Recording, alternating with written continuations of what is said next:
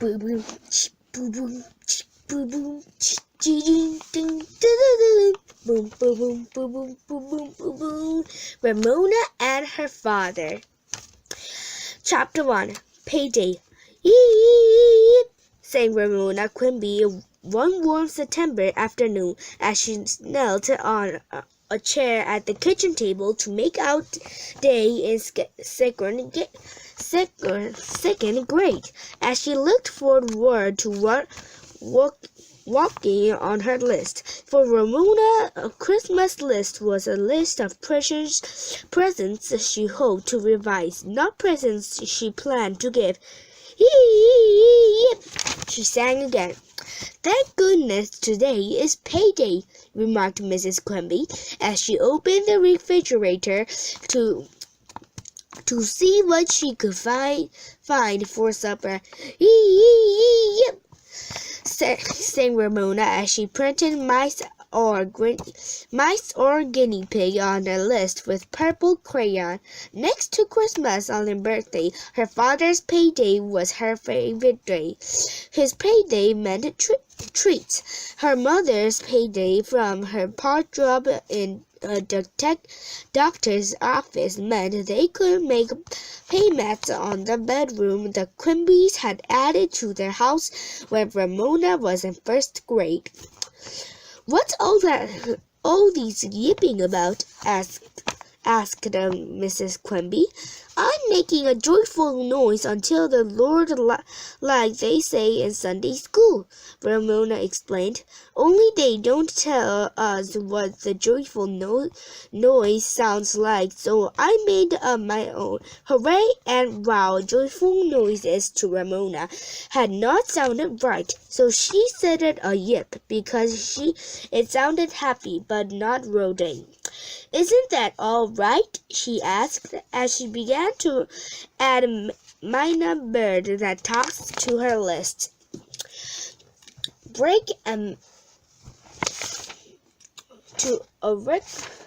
"Yip is fine if that's the way of you all about it," said Mrs. Quimby. Ramona printed a cuckoo clock on her list while she wondered what the treat would be this payday. Maybe since this was Friday, they could all go to a movie if her parents could find one suit table. Both Ramona and her big sister Beatrice wondered what that went on all those other movies. They planned to find out the minute they were grown up. That was one thing they agreed on. Or maybe their father would bring presents. A package of colored paper of Ramona, a paperback book for Beatrice. "I wish I could think of something interesting to do with leftover poteros and creamed cauliflower," remarked Mrs. Quimby. "Leftovers, yuck," thought Ramona. "Maybe Daddy will take us to the Whopper Burger for supper for payday," she said.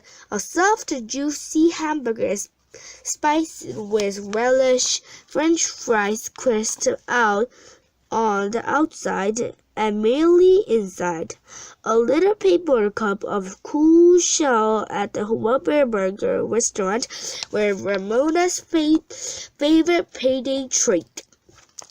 Eating close together in a booth made Ramona feel snug and cozy. She and Beatrice never quarreled at the Whopper Burger. "Good idea!" Mrs. Quimby closed the refrigerator door. "I'll see what I can do." Then Beatrice came into the kitchen through the back door, dropped their books on the table, and flopped down on the chair with a gusty sigh. "What was that all about?" asked Mrs. Quimby, not at all worried. "Nobody's any fun anymore," complained Beatrice. "Henry spends all his time running around the track over at the high school getting ready for the Olympics in 8 or 12 years. And or he and Robert study a book of world records trying to find a record to break. And Mary Jane practices the piano all the time. Lisa sighed again. And Mrs. Meister says we're going to do lots of crafting writing, and I hate crafting writing. I don't see why I had to get Mrs. Meister for 7th grade anyway. Creative life can't be as bad as all that, said Mrs. Quimby. You just don't understand, complained Beezus. I can never think of stories, and my poems are stuff like see the bird in the tree. He is singing to me. Tee hee hee hee, added Ramona without thinking. Ramona, said Mrs. Quimby, that was not necessary. Because Beezus had been so grouchy lately, Ramona could manage to be only medium sorry. Pest, said Beezus, noticing Ramona's work. She added, make out a Christmas list in September is silly. Ramona calmly selected an orange crayon. She was used to being called a pest. If I am a pest, you are a rotten dinosaur egg, she informed her sister. Mother, make her stop, said Beezus. When Beezus said this, Ramona knew she had won. The time had come to change the subject. Today is payday, she told her sister. Maybe we'll get to go to the Whopper Burger for supper. Oh, Mother, really? Beezus' nappy mode spot disappeared as she swooped at Piggy, the Quimby's shabby old cat, who had strolled into the kitchen. He purred and Rusty purred as she rubbed her cheek against his yellow fur. I'll see what I can do, said Mrs. Quimby. Smiling, Beezus dropped Piggy, gathered up her books, and went off to her room. Beezus was the kind of girl who did her homework on Friday instead of waiting until the last minute on Sunday. Ramona asked in a very quiet voice, Mother, why is Beezus so crossly lately? Letting her sister overhear such a question would lead to real trouble. You mustn't mind her, whispered Mrs. Quimby. She's reaching a difficult age. Ramona thought such an all-purpose excuse for bad behavior would be a handy thing to have. So have I, she confided to her mother. Mrs. Quimby dropped a kiss on the top of Ramona's head. Silly girl, she said. It's just a pass because Beezus is going through. She's outgrown it. A conscious silence fell over the house as 3 members of the family looked forward to supper at the Whopper Burger, where they would eat close and cozy in them both. They found their food brought to them by a friendly waitress who always said, There you go, as she set down their hamburgers and French fries. Ramona had decided to order a cheeseburger when she heard the sound of her father's key in the front door. Daddy! Daddy! She shrieked, scrambling down from the chair and running to meet her father as he opened the door. Guess what? Beezus, who came from her room, guessed.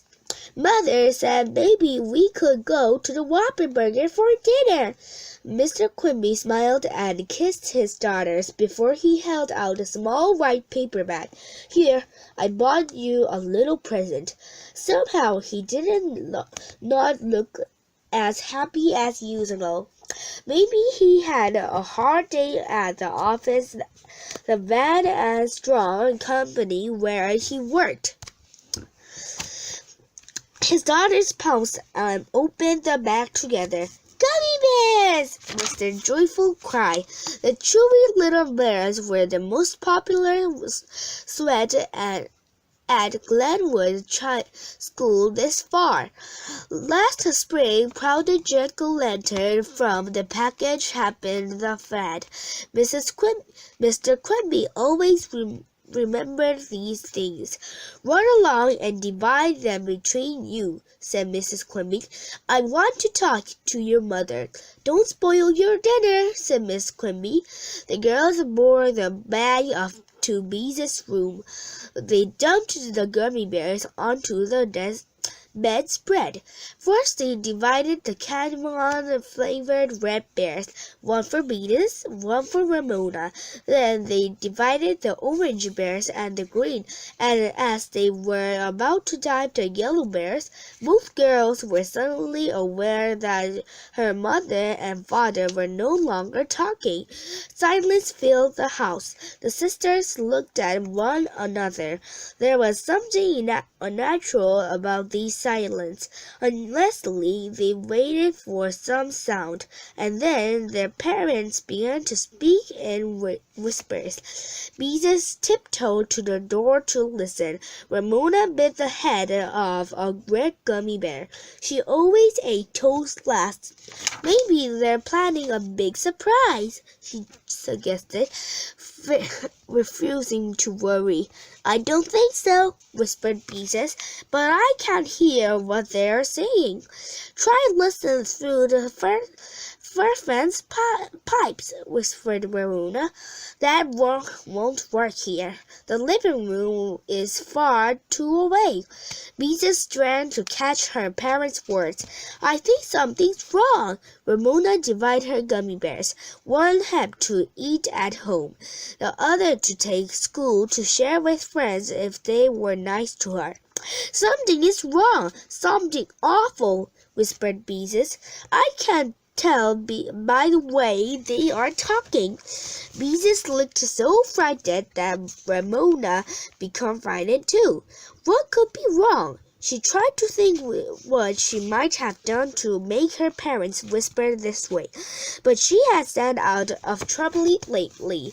She could not think of a single thing that could be wrong. This frightened her every more. She no longer felt like eating chewy little bears. She wanted to know why her parents were whispering in a way that alarmed Beezus. Finally, the girls heard her father say in a normal voice, "I think I'll take a shower before supper." His remark was reassuring to Ramona. "What will you do now?" whispered Beezus. "I'm scared to go out." Worried and questioningly, however, argued Beezus and Ramona into the hall. Tried to pretend they were not concerned about their family. The girls walked into the kitchen where Mrs. Quimby was removing lettuce from the refrigerator. "I think we'll eat at home after all," she said, looking sad and anxious. Without being asked, Ramona began to deal 4 place mats around the dining room table, laying them all right side up. Then she was cross with Beezus. She laid her sister's place mat face down. Mrs. Quimby looked at the cold creamed cauliflower with distaste.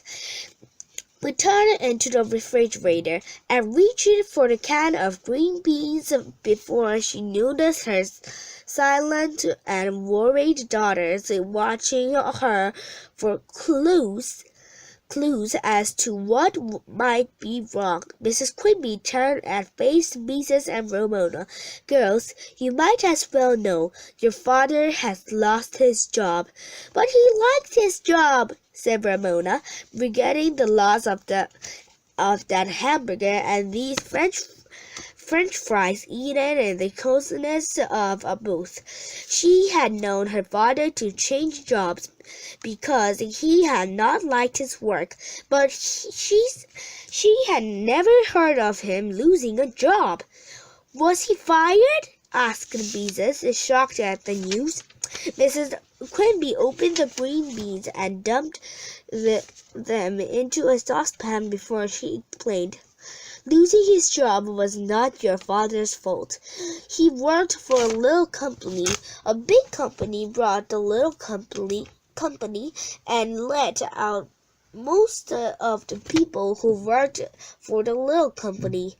But we won't have enough money.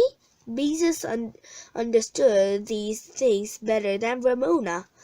Mother works, Ramona reminded her sister.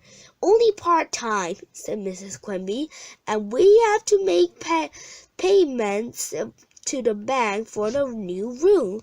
That's why I went to work. What will we do? Asked Ramona, alarmed at last. Would they go hungry? Would the men from the bank could and tear down the new room if they couldn't pay for it? She had never thought what it might be like not to have enough money. Not that the Quimbys ever had money to spare, although Ramona had often heard her mother say that house payments, car payments, taxes, and groceries seemed to eat up money. Mrs. Quimby somehow managed to make her money pay for all they really needed, with a little treat now and then besides. We will have to manage as best we can until your father finds work, said Mrs. Quimby. It might not be easy. Maybe I could babysit, volunteered Beezus as she laid out knives and forks. Ramona wondered how she could earn money too. She could have a lemonade stand in front of the house, except nobody ever brought lemonade but her father and her friend Howie. She thought about pounding rose plants and soaking them into the water to make perfume sell. Unfortunately, the perfume she tried to make always smelled like rotten rose plants, and anyway, the roses were almost gone. And girls, said Mrs. Quimby, lowering her voice as if she was about to share a secret, you mustn't do anything to your father. He is worried enough right now. But you remembered to bring gummy bears, thought Ramona, who had never waited to any her father or her mother either, just Beezus. Although sometimes, without even trying, she suggested in any annoying her whole family. Ramona felt sad and somehow lonely, as if she were left out of something important, because her family was in trouble and there was nothing she could do to help. When she had finished setting the table, she returned to the list she had begun. It now seemed a long time ago.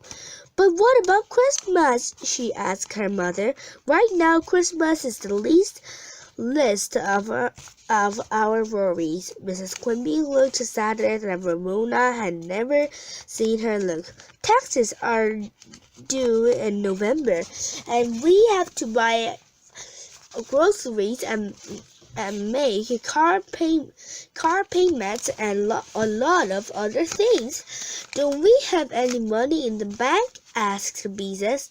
Not much, admitted Mrs. Quimby.